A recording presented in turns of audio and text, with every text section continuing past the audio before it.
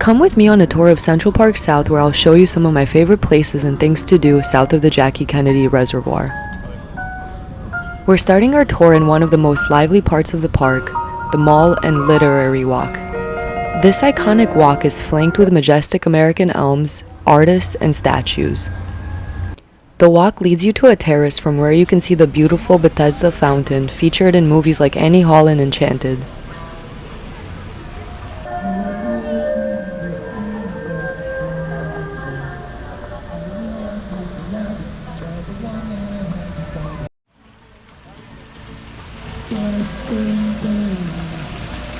If you walk to the right along the lake, you will see the Loeb Boathouse restaurant from where you can also rent rowboats.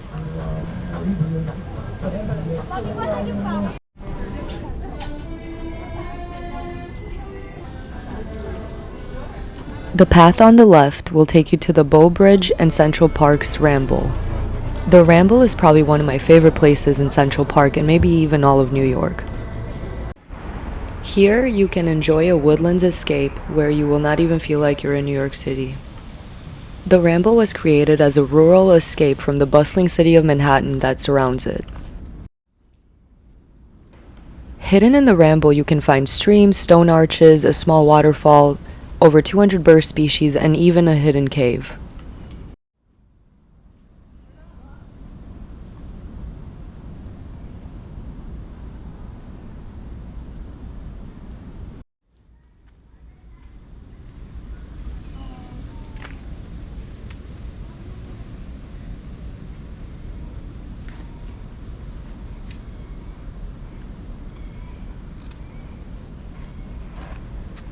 Now on to the Shakespeare Garden. The 4-acre space is densely planted with trees, shrubs, flowers, and herbs mentioned in William Shakespeare's plays and poems. Scattered throughout are bronze plaques with quotes from Shakespeare that reference plants.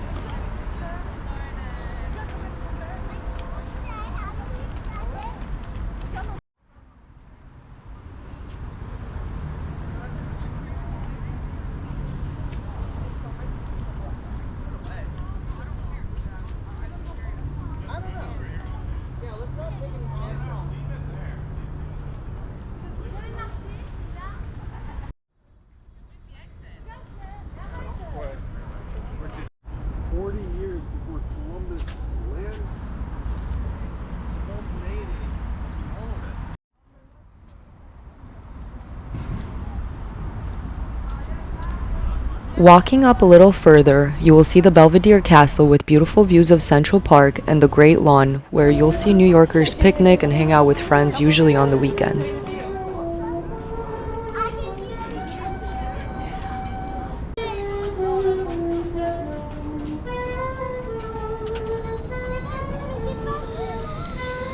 This is just another part of the park.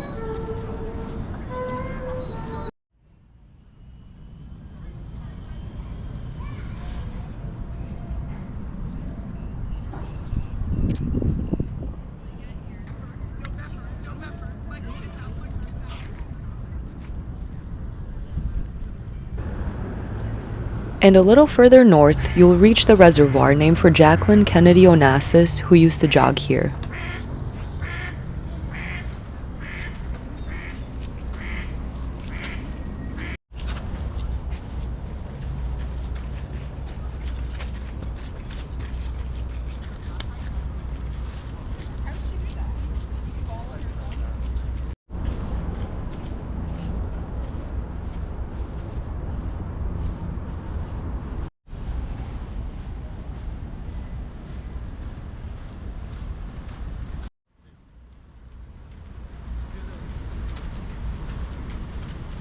Here are some facts about Central Park while we make our way back down through the Ramble.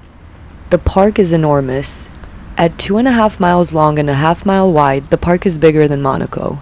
It contains 58 miles of pedestrian paths.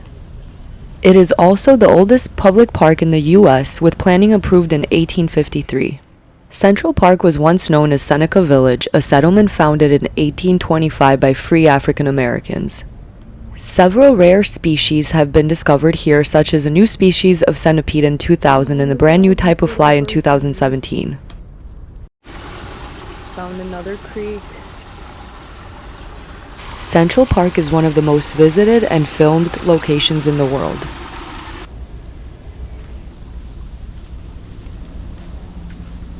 Since it's packed with several attractions, you probably need a whole day to explore the park.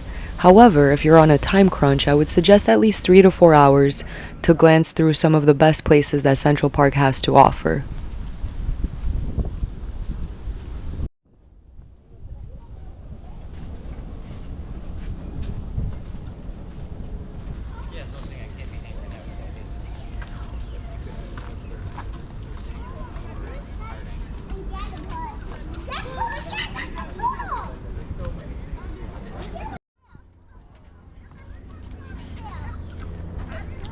Next stop, Strawberry Fields, dedicated to the memory of John Lennon, where you can hear artists perform Beatles songs.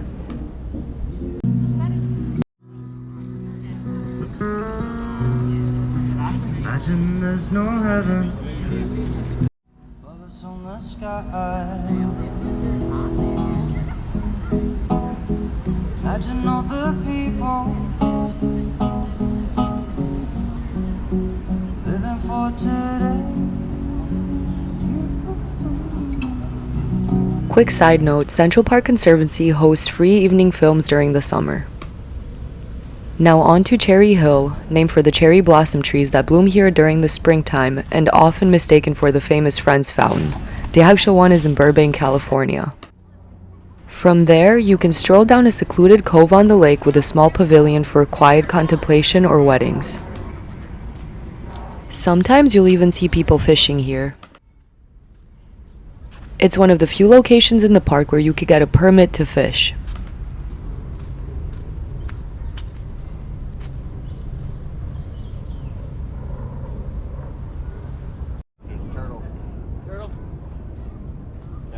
Back in the southern part of Central Park, you'll see a volleyball court and sheep meadow. With a great view of Billionaire's Row, Sheep Meadow is where New Yorkers also like to picnic and hang out during the weekends.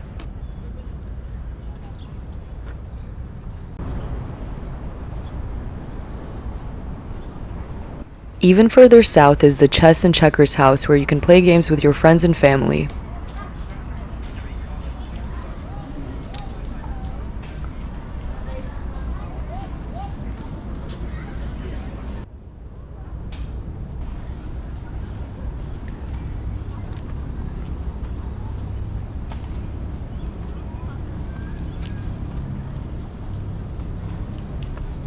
And finally, Wollman Rink, known for ice skating in the winter, but with plenty of activities to enjoy during the summer as well.